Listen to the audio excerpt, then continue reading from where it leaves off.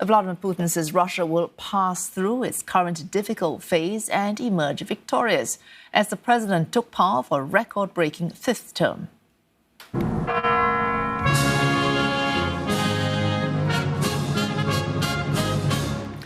Mr. Putin was sworn into office at the Kremlin after securing a fresh 6-year mandate following a landslide victory in elections in March. He said Russia remains open to other countries and will not shut off dialogue with the West. The 71-year-old leader has ruled Russia since the turn of the century. His new term expires in 2030. While the lavish ceremony has been boycotted by the US and many European diplomats, France and some other EU states did send envoys, despite pleas not to do so by Ukraine, with which Russia is still at war after more than 2 years.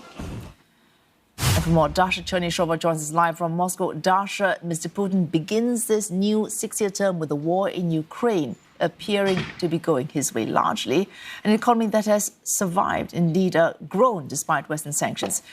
Are the key challenges that Mr. Putin has referred to today more likely to be domestic or international?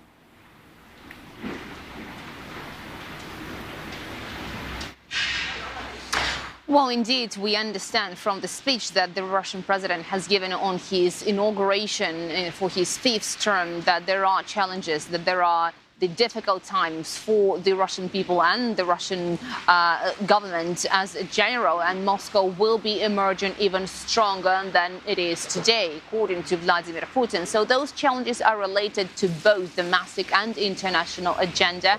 Internationally wise, President Vladimir Putin said Moscow needs to put the interests of sovereignty and security above all. They will become the top priority for the next term of the Russian president. But having said that, keep in mind that the operation in Ukraine that Moscow started in 2022 has changed a lot within the Russian society and the Russian economy, bringing about the challenges and changes domestically. With regard to that, the Russian president said Moscow will be working to the benefit of the Russian people. There are challenges related to the economy.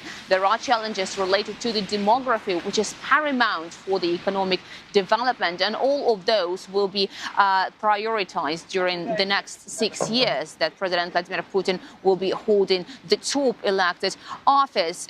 Keep in mind, the Russian society at the moment, according to Vladimir Putin, is as united as never before. And if you talk to the Russian people in the streets, asking them what they expect from the next presidential term, many do suggest that they are expecting the Russian president to bring to an end what he started in 2022. That is the special military operation in Ukraine. The Russian society is not ready to surrender or to see a defeat of Russia, even though there could be those who do not approve of the policies started by Vladimir Putin. So all in all, the transformation that the Russian society, economy and the government is going through are all important for the future of the country and are related to both domestic and international agenda.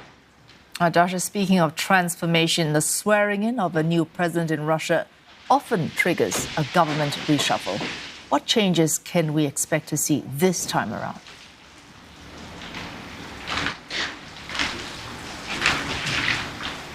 That's right. The Russian government has been dismissed following the Russian president taking the oath for the fifth time. We are expecting now President Vladimir Putin to nominate the new prime minister, who will be approved by the Russian State Duma in the coming days. Now, the first suggestion was that the meeting of the State Duma will be held on the 8th of May, but that has been changed to the 10th of May. So the expectation is that the new prime minister will be announced on the 10th of May, and then the new cabinet will be formed to serve the new tasks outlined by the Russian president related to the international and domestic agenda. Now, we don't know yet who will become the new prime minister.